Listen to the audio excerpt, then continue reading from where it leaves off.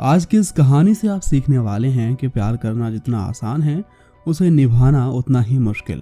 एक लड़की प्यार निभाने के लिए क्या क्या कर सकती है। जहां एक सीईओ जो काफी एडवेंचरस लाइफ जी रहा था, लेकिन एक हादसा उसकी जिंदगी बदल देता है जिससे उसकी आधी बॉडी पैरालाइज्ड हो जाती है। लेकिन एक लड़की जो अपनी मोहब्बत से उसके जीने का नजरिया ही बदल देती है। कहानी की शुरुआत में हम विल नाम के एक लड़के को देखते हैं जो ऑफिस से घर आ रहा था क्योंकि आज उसकी मॉम का बर्थडे था, इसलिए वो थोड़ा जल्दी में था। लेकिन बीच रास्ते में ही उसका एक्सीडेंट हो जाता है। इसके बाद हम इस कहानी के दूसरे किरदार को देखते हैं जहां लूसी नाम की मासूम सी दिखने वाली लड़की कैफे में काम करती थी। वो बेहद ईमानदारी से अपना काम कर रही है, लेकिन आज उसके बॉस उसे बताते हैं कि आज से ही वो कैफे बंद होने वाला है। और जब ये बात उसके घर वालों को पता चलती है तो वो भी बातें बनाने लगते हैं कि घर कैसे चलेगा और छोटी बहन की पढ़ाई कैसे हो पाएगी वगैरह वगैरह, क्योंकि वो ही एक थी जो घर में अर्न कर रही थी। जब उसे कुछ समझ नहीं आता तो वो अपने बॉयफ्रेंड पीटर के पास जाती है जो कि एक एथलीट था और उसका सारा फोकस अपनी रेस पर था।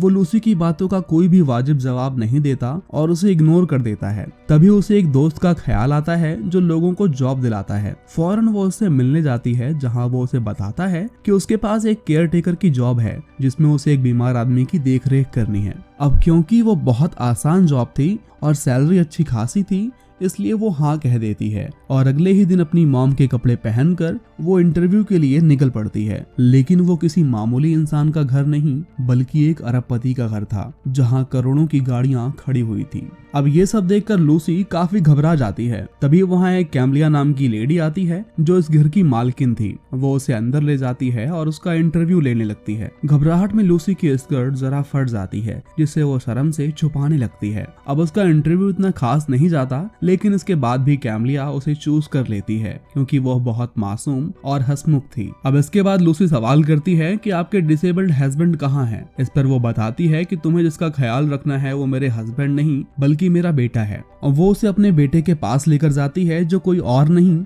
बल्कि विल था, जिसे हमने कहानी की शुरुआत में देखा था। और वहाँ उसका डॉक्टर नेथन भी मौजूद था। वो लूसी को वहाँ देखकर बहुत खुश होता है, लेकिन विल उसे जरा भी पसंद नहीं करता और उसकी बेइज्जती करके उसे चिढ़ाने लगता है। और तो और वो उसकी फटी हुई स्कर्ट पर भी कमेंट करता है। लेकिन उसकी मॉम को ये जरा भी पसंद नहीं आता, इसलिए वो लूसी को लेकर बाहर आ जाती हैं। लेकिन लूसी के लिए ये एक जॉब थी जो उसे करनी ही थी। अब घर आकर वो सबको बताती है कि उसे जॉब मिल गई है और ये सुनकर सभी बहुत खुश होते हैं। लेकिन यहाँ लूसी के पेशेंस लेवल का टेस्ट शुरू हो चुका था। वो अपनी तरफ से पूरी कोशिश करती है कि विल के पास जाकर उससे बात करे ताकि वो उसकी पसंद या नापसंद जान सके। लेकिन विल साफ कह देता है कि मुझे तुम जैसी लड़कियों से बात करने में कोई दिलचस्पी नहीं है जो पूरा दिन चटर चटर करती रहती हैं। अब ये सुनकर लूसी को बहुत बुरा लगता है जिससे उसका दिल टूट जाता है, इसलिए मायूस होकर वो बाहर आ जाती है। इसके बाद नेथन उसे विल का मेडिसिन शेड्यूल बताता है जो काफी पेचीदा था, लेकिन वो पूरी फाइल ही उसके हवाले कर देता है ताकि उसे समझने में आसानी हो। अब धीरे धीरे वो हर दिन मुस्कुराते हुए चेहरे के साथ विल की रूडनेस को बर्दाश्त कर रही थी क्योंकि उस हादसे ने विल को बेहद चिड़चिड़ा बना दिया था। यहाँ तक कि उसे किसी से भी बात करना भी पसंद नहीं था। वो रोजाना लूसी को इग्नोर करता है और अजीब से टॉन्ट मारता है। इसमें विल की भी कोई गलती नहीं थी क्योंकि ऐसी हालत में इंसान अक्सर चिड़चिड़ा हो ही जाता है। लेकिन लूसी भी हार नहीं मानती और रोजाना मुस्कुराते हुए चेहरे के साथ उसे ग्रीट करती है। वो दिल से चाहती थी कि विल बदल जाए और मुस्कुराने लगे। अब परेशान होकर एक रात वो अपनी बहन से कहती है कि ये जॉब वो कंटिन्यू नहीं कर सकती क्योंकि वो अपनी तरफ से हर कोशिश कर चुकी है, लेकिन विल अभी भी उसे बहुत रूडनेस के साथ बात करता है। ये सुनकर उसकी बहन कहती है कि उसने कॉलेज में एडमिशन ले लिया है, इसलिए ना चाहते हुए भी उसे ये जॉब करनी ही होगी। एक दिन वहाँ विल की गर्लफ्रेंड और उसका पुराना दोस्त उससे मिलने आते हैं, लेकिन वो दोनों एक दूसरे को डेट कर रहे थे। अब ये जानकर विल को बहुत गुस्सा आता है, इसलिए वो अपने रूम में लगी हुई सभी तस्वीरें तोड़ने लगता है। उसे बुरा इसलिए लग रहा था क्योंकि उसके सबसे करीबी लोगों ने उसे सिर्फ इसलिए धोखा दे दिया क्योंकि वो चल नहीं सकता। अगले ही दिन लूसी पीटर से मिलती है जहां वो उसे बताता है कि वो दोनों नॉर्वे घूमने जा रहे हैं। लेकिन जब वो बताता है कि वहां मेरी रेस होने वाली है तो लूसी ये सुनकर नाराज हो जाती है। क्योंकि वो उससे ज्यादा अपने गेम पर ही ध्यान दे रहा था, इसलिए वो उसे बहस करके वहाँ से वापस आ जाती है। अब यहाँ आकर वो टूटी हुई तस्वीरों को ही जोड़ने लगती है, लेकिन जब विल की नजर उस पर पड़ती है तो एक बार फिर वो बहुत बदतमीजी से पेश आता है और उसे बहुत बुरा भला कहता है। वो लूसी से कह देता है कि मुझे किसी भी सहारे की कोई जरूरत नहीं है। अब इतना सब होने के बाद लूसी भी कह देती है कि मेरी मजबूरी है यहाँ काम करना, वरना मुझे कोई शौक नहीं है तुम्हारे हाथों जलील होने का। और तो और वो ये भी कह देती है कि मैं यहाँ तुम्हारे कहने पर नहीं आई, बल्कि तुम्हारी मॉम ने मुझे हायर किया है और उनके कहने पर ही मैं यहाँ से वापस जाऊंगी। अब धीरे धीरे विल को एहसास होता है कि इसमें बेचारी लूसी की कोई गलती नहीं है, बल्कि वो तो पूरी कोशिश कर रही है उसे खुश करने की। इसलिए वो आज रात लूसी को मूवी देखने के लिए बुलाता है, लेकिन लूसी वहाँ अपनी पसंद की मूवी प्ले करती है। वो दोनों साथ में बहुत एंजॉय करते हैं, लेकिन मूवी की एंडिंग थोड़ी अजीब होती है, जिस पर विल लूसी का ही मजाक उड़ाने लगता है। आज पहली बार लूसी ने उसे इतना मुस्कुराते हुए देखा था। अब ये देखकर लूसी को अच्छा लगता है, इसलिए वो भी उससे हंसी मजाक करने लगती है। आज पहली बार वो दोनों इतनी बातें कर रहे थे और अगले दिन वो दोनों काफी समय गार्डन में बिताते हैं और ये देखकर उसकी मॉम काफी खुश होती हैं। अगले ही दिन विल को चेकअप के लिए हॉस्पिटल ले जाया जाता है, जहाँ नेथन लूसी को बताता है कि विल कभी ठीक नहीं हो सकता। वहां से वापस आने पर विल की तबीयत बिगड़ने लगती है, जिससे उसका पूरा शरीर तपने लगता है। अब लूसी घबराकर नेथन को कॉल करती है और गॉड से प्रे करती है कि विल को कुछ ना हो। कुछ देर बाद नेथन वहां आता है और लूसी की मदद से उसका ट्रीटमेंट करता है। और नेथन के वहां से जाने के बाद लूसी विल के लैपटॉप पर उसकी पुरानी वीडियोस देखने लगती है, जहां वो बेहद खुश नजर आ रहा था। तभी विल की आंख खुलती है और वो दोनों एक बार फिर बातें करने लगते हैं और लूसी वहीं बुक रीड करते करते सो जाती है।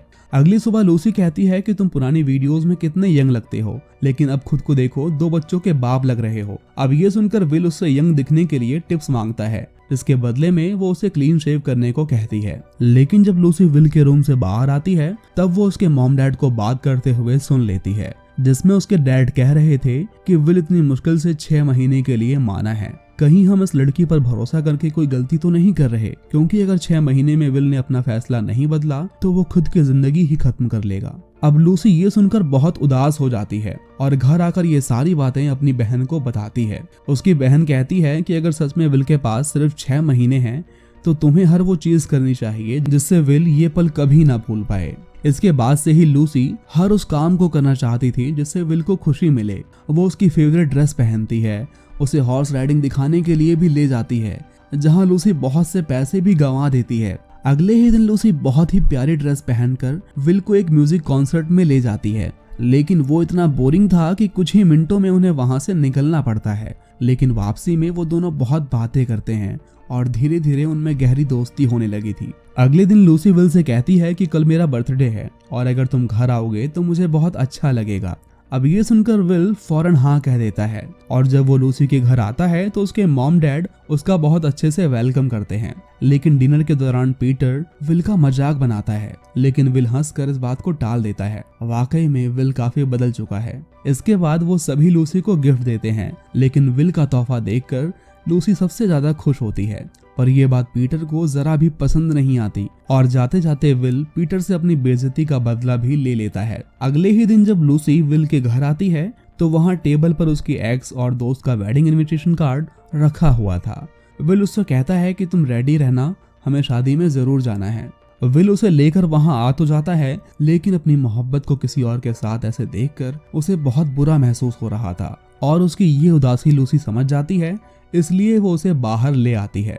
इसी दौरान जब वो पार्क में टहल रहे होते हैं तभी एक आदमी वहां आकर लूसी की तारीफ में विल से कहता है कि आपकी वाइफ बहुत ज्यादा खूबसूरत है। अब उसके वहां से जाने के बाद लूसी हंसने लगती है, जिस पर विल उसकी तारीफ करते हुए कहता है कि आज तुम वाकई में बेहद खूबसूरत लग रही हो। अब शाम को डांस के दौरान लूसी काफी ड्रिंक कर लेती है और वो दोनों व्हील चेयर पर ही डांस करने लगते हैं। तभी लूसी कहती है कि तुम मुझे ऐसी जगह ले चलो जहां हमारे अलावा कोई और ना हो। इसके बाद विल उसे अपनी चेयर पर बिठाकर बाहर ले आता है, जहां वो दोनों ही बेहद खुश थे। अब कुछ दिन बाद जब लूसी पीटर के साथ होती है तब उसे नेथन का मैसेज मिलता है, जिसमें वो बताता है कि विल की हालत काफी नाजुक है। ये पढ़ते ही लूसी सब कुछ छोड़ छाड़ कर विल के पास दौड़ी आती है और उसके पास बैठकर उसके होश में आने का इंतजार करती है। ये दिखाता है कि लूसी विल की कितनी फिक्र करती है। नेथन लूसी को बताता है कि विल अक्सर अपने सपने में वही सब एक्टिविटीज करते हुए देखता है जो वो पहले किया करता था। लेकिन आंख खुलने पर वो खुद को यूं ही लाचार पाकर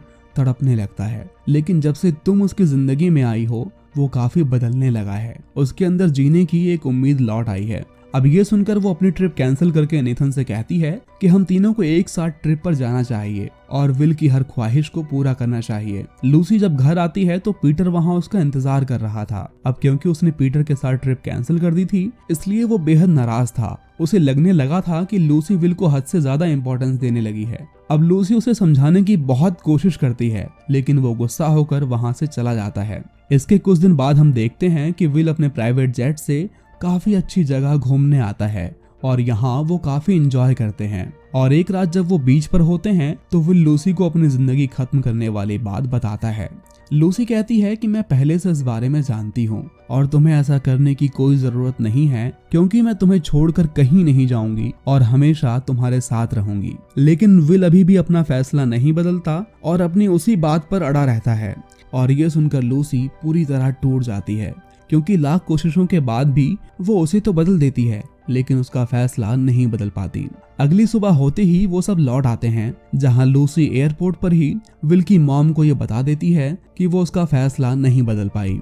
ये सुनकर उसकी मॉम वहीं रोने लगती हैं। घर आकर लूसी अपने परिवार वालों को भी बताती है कि वो हार गई और उसका फैसला नहीं बदल पाई। ये सुनकर वो उसे समझाते हुए कहते हैं कि तुमने अपनी तरफ से पूरी कोशिश की और इसमें तुम्हारी कोई गलती नहीं है। हम उसका फैसला तो नहीं बदल सकते पर तुम्हें उसके पास जाना चाहिए और जितना हो सके उसे प्यार देना चाहिए। अगले दिन जब लूसी विल के पास जाती है तो वो उसे टॉन्ट करते हुए कहता है कि लगता है कि तुम मेरे साथ आखिरी चाय पीने आई हो। दोनों वहाँ हंसने लगते हैं और एक दूसरे को किस करते हैं और फिर हम देखते हैं पेड़ से एक पत्ता टूटकर गिरता है। इसका मतलब ये था कि विल ने अपना फैसला नहीं बदला और इस दुनिया को आखिरकार अलविदा कह दिया। इसके एक साल बाद हम लूसी को देखते हैं जो विल के पसंदीदा कैफे में बैठकर उसका लेटर पढ़ रही थी जिसमें वो कहता है कि तुम अपनी जिंदगी अपने मन मुताबिक जी सकती हो और तुम्हारे अकाउंट में इतने पैसे आ चुके हैं जिससे तुम जो जी चाहे वो कर सकती हो। ये पढ़ने के बाद लूसी इमोशनल हो जाती है और इसी के साथ ये कहानी यहीं